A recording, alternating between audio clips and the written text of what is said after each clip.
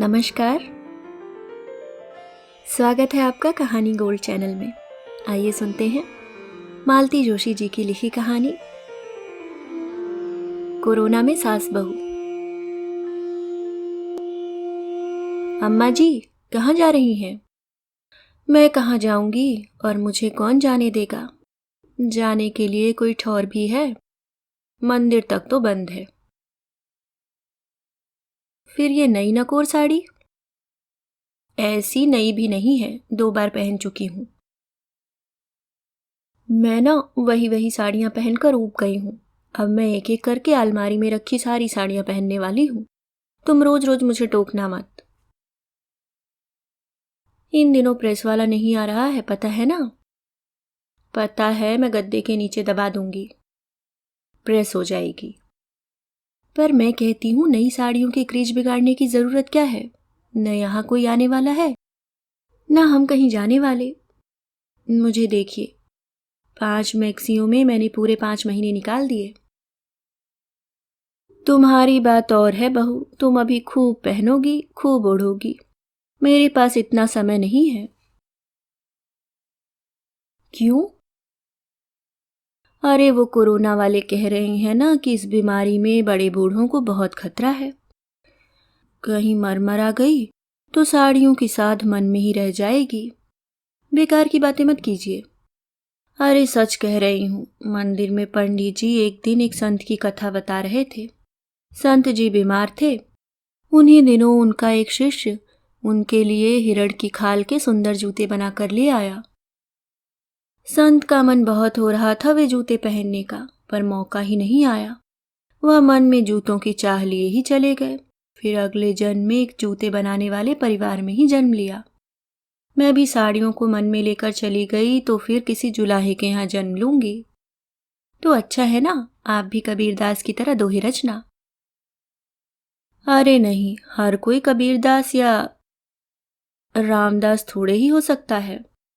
वे पहुंचे हुए लोग थे, हमारी उनकी क्या बराबरी। अम्मा जी ने उसास भरकर कहा। बच्चों ने मम्मी को आवाज देकर कहा, आज हमारा खाना मत बनाना, हम पिज्जा मंगा रहे हैं। अरे वाह, पिज्जा वालों ने डिलीवरी शुरू कर दी क्या? तो बेटा सबके लिए मंगवा लो, आज रसोई की छुट्टी कर देते हैं। मैं दादी के लिए 2 रोटी डाल दूंगी, दूध के साथ खा लेंगी। बहू, अम्मा जी ने आवाज दी। मैं भी पिज्जा खा लूंगी, आज तुम पूरी तरह आराम करो। आप पिज्जा खाएंगी? क्यों नहीं, दुनिया खाती है। खैर ठीक है, बच्चों दादी के लिए भी एक थिन क्रस्ट वाला स्मॉलर साइज वाला मंगवा देना। पिज्जा आया। बच्चों ने और बच्चों की माँ ने प्लेट की बचत करने के लिए डिब्बों में ही खा लिया। अम्मा जी और उनके बेटे के लिए प्लेट लगाई गई। अम्मा जी कुतर कुतर कर खाती रहीं, मुंह में चुबलाती रहीं, पर स्वाद नहीं आया। लग रहा था जैसे गत्ते का टुकड़ा खा रही हैं। पता नहीं बच्चे इस बेस्वाद चीज पर जान क्यों छिड़कते हैं। खाने के बाद बहू ने पूछा, अम्मा जी ठीक से तो हो गया ना? नहीं तो 2 रोटी डाल देती हूँ।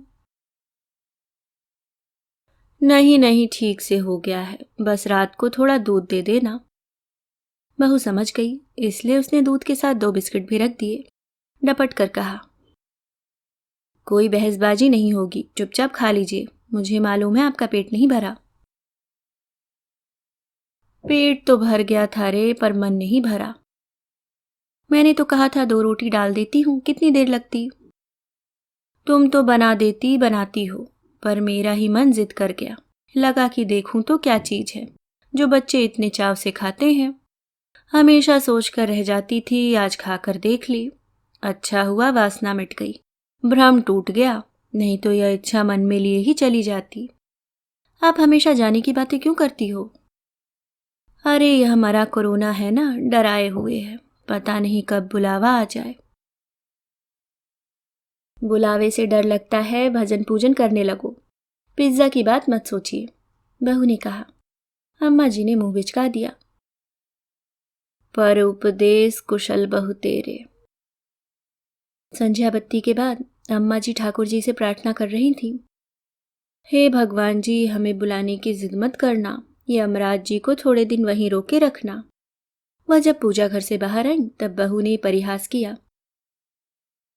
अम्मा जी, कभी तो आप कहती हैं भगवान जी हमें जल्दी से उठा लो, अब कह रही हैं कि अभी मत बुलाना। ऐसे में भगवान जी कंफ्यूज हो जाएंगे। कोई कंफ्यूज नहीं होंगे, ऐसे मूड मगज नहीं है वे, सब समझते हैं। और मैं कोई अमर पट्टा थोड़े ही मांग रही हूँ, बस कोरोना में और कोरोना से मरना नहीं चाहती। अरे आदमी जिंदगी में एक बार ही मरता है तो ढंग से तो मरे, घर में मरे तो पास पड़ोस झांकने भी ना आए, अस्पताल में मरे तो मुर्दों की अदला बदली हो जाए, किसका बेटा किसको दाग दे रहा है पता भी ना चले, रिश्तेदारों को खबर तक न हो, ये कोई मरना है। 150 लोग अर्थी में ना जुटे तो मरना किस काम का। 200-250 लोगों ने तेरही की खीर नहीं खाई तो मरना अकारत गया ना। मरने के बाद क्या फर्क पड़ता है अम्मा जी कि अर्थी में कितने लोग जुटे और तेरही की खीर कितनों ने खाई। मरने के बाद पता थोड़े ही चलता है। क्यों नहीं चलता, पंडित जी कहते हैं कि सिर्फ शरीर मरता है, आत्मा तो अमर होती है, ऊपर बैठकर सब देखती है। बहू डर गई, मतलब यह भी ऊपर बैठकर सब देखने वाली है। अभी यहाँ बैठकर पूरे घर की खोज खबर रखती हैं, माला फेरते हुए भी आंख दरवाजे पर और कान आवाजों पर लगे रहते हैं। पड़ोसन क्या लेने आई थी, दूध या शक्कर, पिछला आटा लौटाया कि नहीं, मेहरी आंचल में छुपाकर क्या ले गई, रोटी की ब्रेड। सामने वाले टी सेट मांग कर ले गए थे, लौटाया कि नहीं, कोई कप चटका तो नहीं, तुम्हारा मौसेरा भाई आया था, क्या दे गया। सुबह तुम किससे बात कर रही थी, माँ से, खूब हंसी हो रही थी, किस बात पर। यहाँ बैठी बैठी एक एक चीज का ब्यौरा उन्हें चाहिए होता है, ऊपर जाकर भी ऐसी ही चौकसी करेंगी तो मरने का क्या फायदा हुआ। अभी आप सुन रहे थे कोरोना काल की खट्टी मीठी और कड़वी यादें, कोरोना में सास बहू। उम्मीद करती हूँ दोस्तों कहानी आपको पसंद आई होगी। अगर आप चैनल पे नए हैं तो सब्सक्राइब करना ना भूलें, और अगर आपको कहानी पसंद आती है तो वीडियो को लाइक ज़रूर किया करें। आपके कोई भी सुझाव हो तो हमें कमेंट बॉक्स में ज़रूर बताएं। आपके सभी सुझाव और कमेंट हमारे लिए कीमती हैं। मिलती हूँ किसी और नई कहानी के साथ, तब तक के लिए मुस्कुराते रहिए। धन्यवाद।